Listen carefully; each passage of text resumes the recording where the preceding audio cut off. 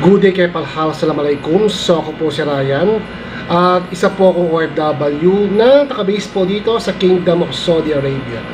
So ngayong hapon guys is pag-uusapan natin ngayon itong nakakalungkot at nakakaawang sinapit ng isang kasambahay sa kamay ng dalawang amo niya. O ito ay ang kasambahay guys na si Miss LV Vergara.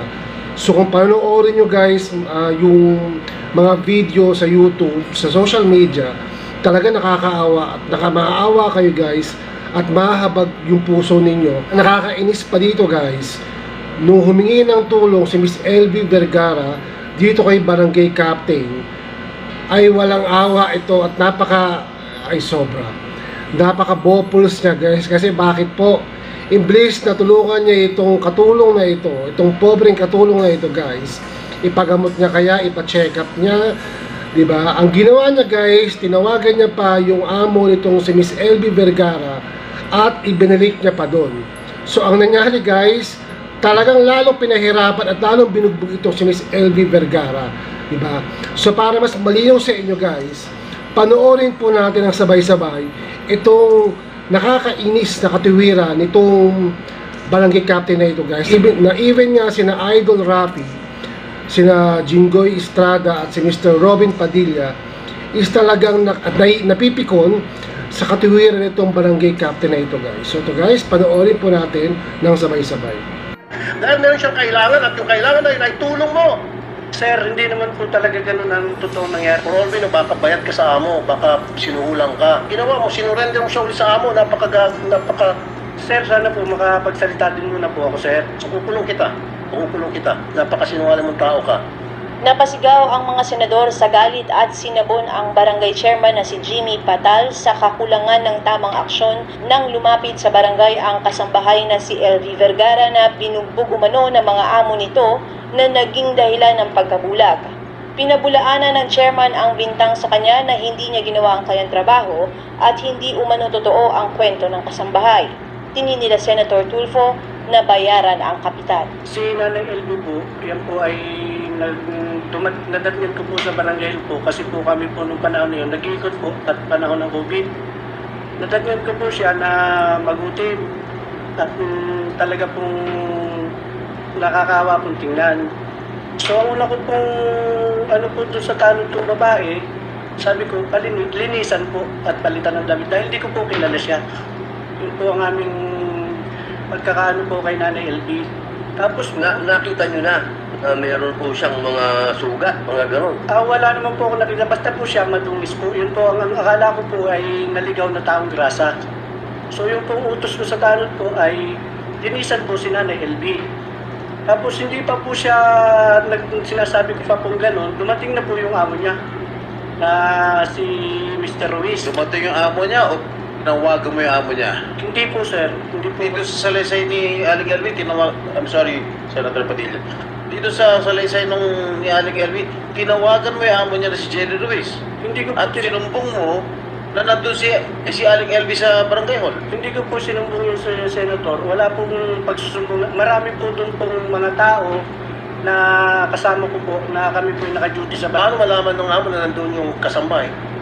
Ano po yun, nag-iikot po kami. Tamang pagdating po namin sa barangay hall po, naandun po si Nanay LB. Senator Padilla, siguro ang tanong ni Senator Padilla, ano yung naging hakbangin mo bilang kapitan? Dinala mo ba sa ospital? Pina-check up mo ba sa municipal health officer? Kasi COVID doon, alert lahat ng mga doktor natin, mga nurses. Diba, yung sila yung mga frontliner. May paningin na ba ho siya noon o bulag na? Anong tulong natin? Kasi sa batas po ni Senator Estrada, yung kasambahay lo, nakaregister lahat yung mga kasambahay sa barangay hall. Wala po Mr. Chair, pwede natin tanungin si Ma'am LV. Ma'am LV, Sasagutin mo pa yan, ha? Ma'am LV, sabi niyo po na pumunta kayo sa barangay at nagsumbong, tama? Opo, totoo po yun. Sino pong sinumbungan niyo?